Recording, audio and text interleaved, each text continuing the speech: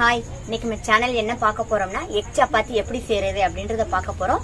அதுக்கு தேவையான பொருள் என்னன்னா, சப்பாத்தி மாவு நான் 1 கப் எடுத்திருக்கேன், 3 முட்டை எடுத்திருக்கேன் நான், அதோட பொடிசா கட் பண்ண வெங்காயம் எடுத்திருக்கேன், சின்ன வெங்காயம், அதோட கொஞ்சம் மிளகாய் பொடி, கொஞ்சம் மிளகு பொடி, கொஞ்சம் உப்பு. இதை வச்சுதான் இன்னைக்கு நம்ம எக் சப்பாத்தி செய்ய போறோம். வாங்க எப்படின்னு போய் பார்ப்போம். நமக்கு தேவையான அளவு உப்பு சேர்த்துக்கோங்க. உங்களுக்கு எவ்வளவு உப்பு வேணுமோ அவ்வளோ உப்பு அதுக்கு ஏற்றாப்புல சேர்த்துக்கோங்க. சேர்த்து மாவு நல்லா கொஞ்சம் உப்பு சேர்ற மாதிரி நல்லா கிளறிக்கோங்க. நார்மல் சப்பாத்திக்கு நம்ம எப்படி செய்வோமோ அதே மாதிரி கொஞ்சம் தண்ணி விட்டு மாவை நல்லா கெட்டியா பிணைஞ்சுக்கோங்க.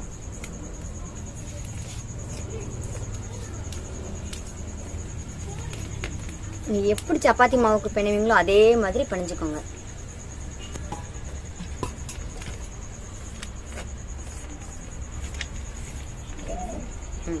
கொஞ்சம் தண்ணி சேர்த்துக்கோங்க. நல்லா மாவு நல்லா கட்டி பழத்துக்கு நல்லா பிணைஞ்சுக்கோங்க. கொஞ்சம் மாவு கொஞ்சம் ஒட்டாம இருக்கிறதுக்கு கொஞ்சம் ஆயில் சேர்த்துக்கோங்க. நம்ம நார்மல் சப்பாத்திக்கு எப்படி உருட்டுவோமோ அது மாதிரி நல்லா உருட்டி வச்சாச்சு. இப்ப சின்ன சின்ன பால்ஸா நம்ம இதை உருண்டை செஞ்சு வைக்க போறோம். பால் செஞ்சு நார்மலா நம்ம சப்பாத்திக்கு எப்படி உருண்டை செஞ்சு வைப்போமோ அதே மாதிரி நல்லா சப்பாத்தி பலகை வச்சு நல்லா தேய்ச்சி நம்ம சப்பாத்தி பழத்துக்கு வச்சுக்கணும். சப்பாத்தி மாவு ரெடி பண்ணியாச்சு. அதுக்கப்புறம் நம்ம முட்டையை உடைச்சு ஊத்திக்கணும். ஃபர்ஸ்ட்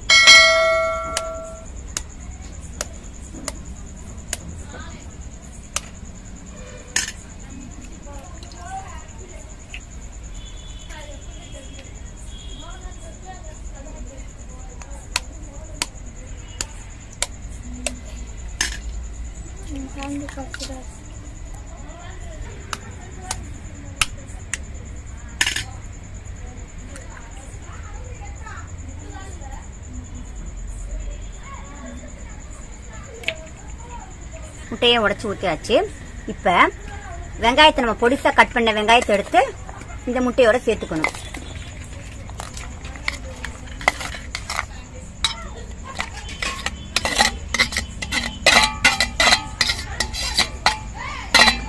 நல்லா மிக்ஸ் பண்ணணும். முட்டையும் வெங்காயத்தையும் நல்லா மிக்ஸ் பண்ணியாச்சு. அதுக்கப்புறம் கொஞ்சம் மிளகாய் பொடி, உங்களுக்கு காரம் எவ்வளவு வேணுமோ அதுக்கு ஏத்தாப்புல கொஞ்சம் மிளகாய் பொடி ஆட் பண்ணிக்கோங்க. அப்புறம் கொஞ்சமா பெப்பர், கொஞ்சமா சால்ட்,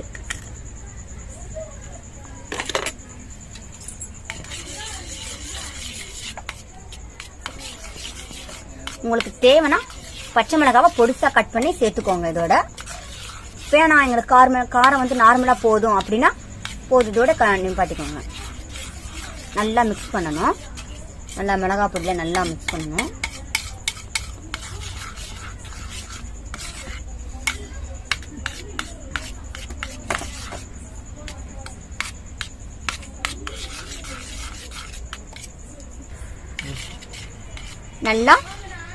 நல்லா மிக்ஸ் பண்ணியாச்சு. பாருங்க, நல்லா பார்த்துக்கு நல்லா வந்துருச்சு. நல்லா மிக்ஸ் பண்ணிட்டோம். நம்ம இப்ப எப்படி நம்ம எக் சப்பாத்தி எப்படி செய்யறதுன்னு பாப்போம். நம்ம வாங்க போலாம். நம்ம சப்பாத்திய நல்லா உருட்டி வச்சாச்சு. எக் சப்பாத்தி எப்படி செய்வோன்றத நம்ம போய் பாப்போம். வாங்க போலாம். ஃபர்ஸ்ட் நம்ம அடுப்பு பத்த வைப்போம். கொஞ்சம் லைட்டா சிம்ல வச்சுக்கோங்க. இப்ப நம்ம தோசைக்கோலை வைப்போம். தோசைக்கோலை கொஞ்சம் நேரம் சூடாகட்டும்.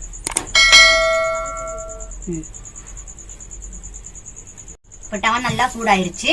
நல்லா டவா சூடானதுக்கு அப்புறம் நம்ம உருட்டி வச்சிருக்கிற சப்பாத்தியை அதில் போட்டுடணும். போட்டுட்டு கொஞ்சமா எண்ணெய் விடணும். நல்லெண்ணெய் யூஸ் பண்ணிக்கோங்க. நல்லெண்ணெய் தான் ரொம்ப நல்லது, உடம்புக்கு குளிர்ச்சியும் தரும். நல்லா அதை யூஸ் பண்ணிக்கோங்க நல்லெண்ணெய. கொஞ்சம் அடுப்ப அதிகமாக வைங்க, வீட்டில் வைங்க.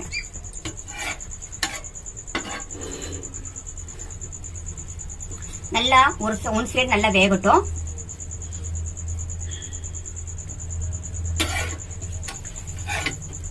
நல்லா திருப்பி போட்டுக்கோங்க.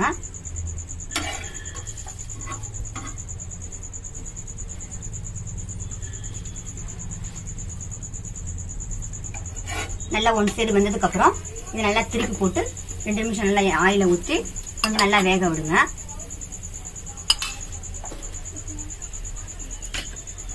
அப்புறம் நம்ம அந்த மிக்ஸ் பண்ணி வச்சிருக்கிற முட்டையை எடுத்து நல்லா ஒரு தடவை மிக்ஸ் பண்ணி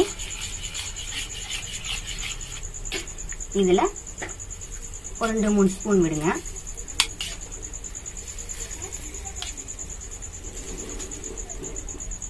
நல்லா 2-3 ஸ்பூன் விட்டு நல்லா கொஞ்சம் தடவி விட்டுக்கோங்க.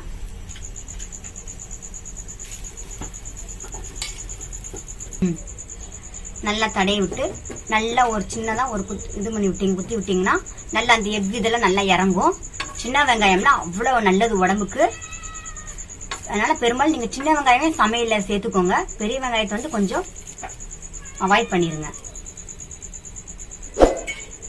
அப்புறமா நல்லெண்ணெய கொஞ்சம் எண்ணெய அதை சுத்தி விடுங்க. அப்பதான் அது வெந்து வர்றதுக்கு கொஞ்சம் நல்லா இருக்கும்.